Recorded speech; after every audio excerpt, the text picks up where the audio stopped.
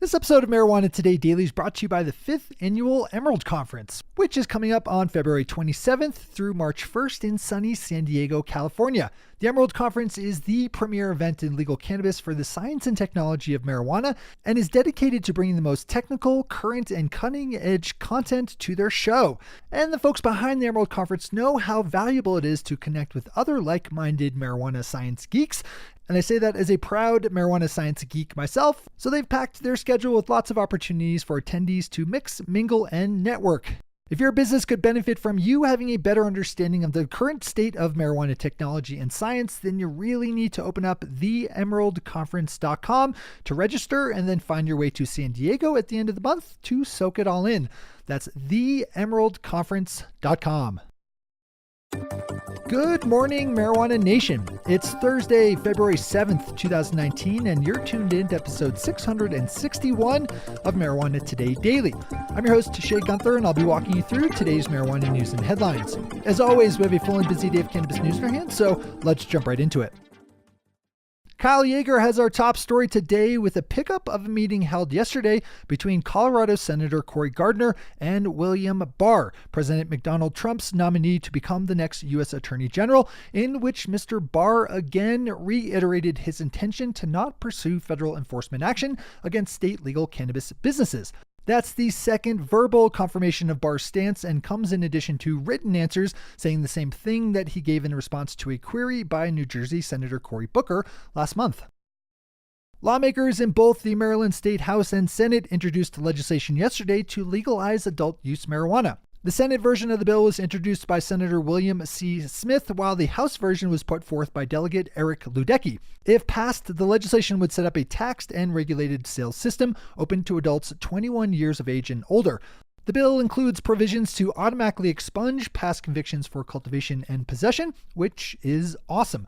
You can swing over to Cannabis Business Times for a link to summaries of the bill and for more detail. Polling from last year suggests strong support in the state for legal adult use, so we'll keep our fingers crossed that translates with Maryland senators and delegates.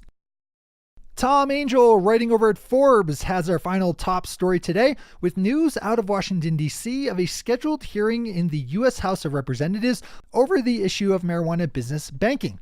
The hearing is scheduled for February 13th within a subcommittee of the House Financial Services Committee and is particularly significant for the fact that it's happening at all. Previous to last month's handover of House control from the Republicans to the Democrats, obstructionist GOP committee chairs more or less killed any potential progressive cannabis policy reform, which also meant no hearings were held on any of our industry's more important matters. Tom's story on this one is good and worthy of a jump over. Those are our top stories for today. It's time for Marijuana Today Daily Headlines Blitz. Before we blitz out on headlines, let's quickly thank our sponsor, the 5th Annual Emerald Conference, which is coming up on February 27th through March 1st in sunny San Diego, California.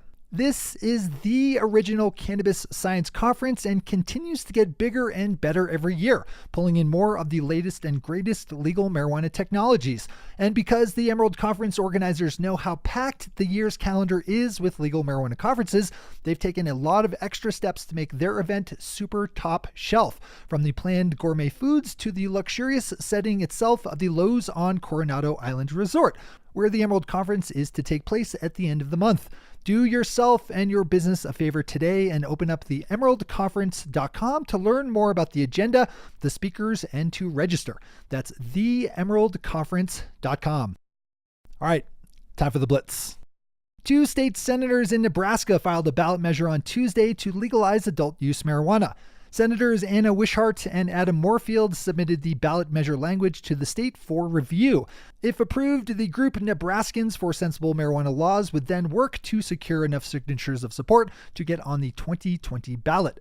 The limited measure would not allow for a dispensary system, though it would free up patients to grow, possess, and use their own medical cannabis.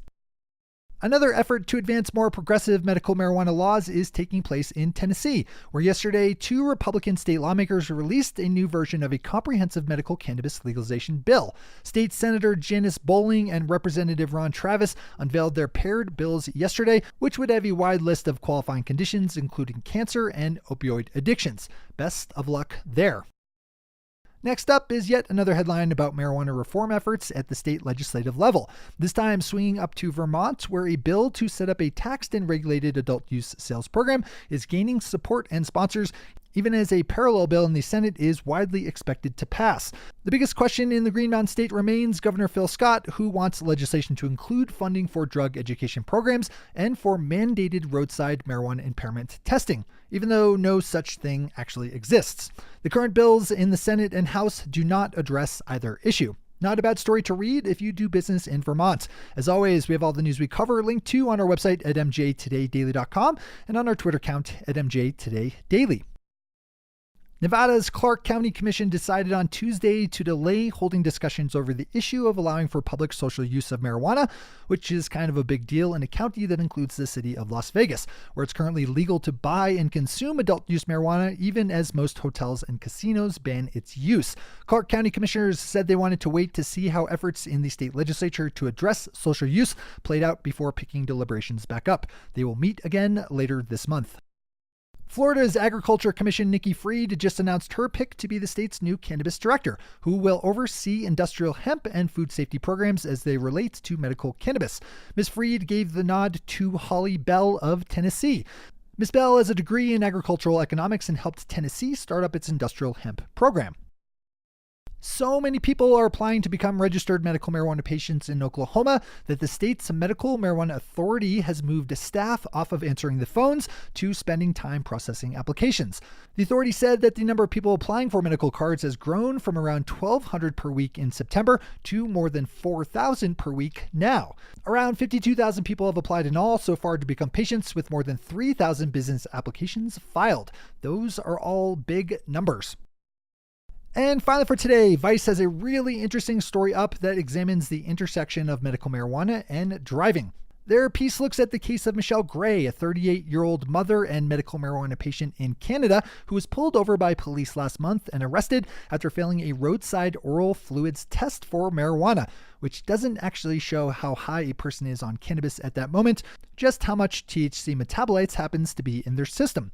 Since marijuana metabolites tend to stick around in your body for weeks after use, especially for regular users, this means that medical patients effectively are barred from driving entirely if those roadside fluid tests are used. Read this story. It's super important that we understand the nuance in this incredibly complex issue. Those are the headlines and news for the day. I'll be back with you again tomorrow morning with another information-packed episode of Marijuana Today Daily. But in the meantime, if you have any stories to share or feedback to give, zip us an email to headlines@mjtodaydaily.com. And while you're clicking around the interwebs, swing over to our Twitter account at mjtodaydaily and visit our website at mjtodaydaily.com to find links to all the news we cover. Thanks to our sponsor, the Emerald Conference, and to all of our awesome Patreon listeners for the support that makes this show possible. To join the lesser strengths of the Patreon listeners yourself, swing over to our website at mjtodaydaily.com and click on that big blue button at the top of the page that says Become a Patron. I'm your host, Shay Gunther. Thanks for tuning in and starting your day with marijuana today.